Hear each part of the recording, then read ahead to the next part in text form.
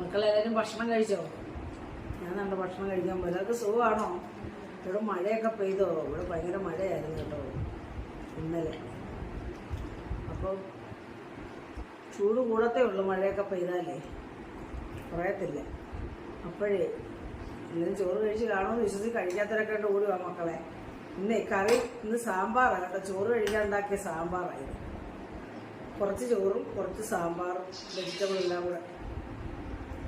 പിന്നെ ആ മക്കളെ അങ്ങനെ കുറച്ച് ഇറച്ചി ഇരിപ്പുണ്ട് നമ്മുടെ കുട്ടന്മാർക്ക് കൊടുക്കാനുള്ള. അതായത് 2-3 വറുത്ത് കേട്ടോ, ഫ്രൈ ചെയ്ത്. എനിക്ക് ഭയങ്കര ഇഷ്ടമാണ് ഫ്രൈ ചെയ്ത്.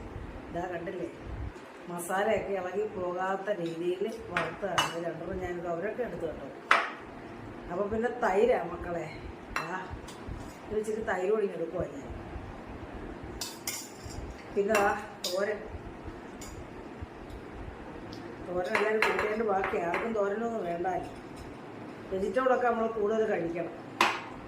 അപ്പം വാ മക്കളെ, എല്ലാവരും വാ, നമുക്ക് ചോറ് കഴിക്കാം കേട്ടോ.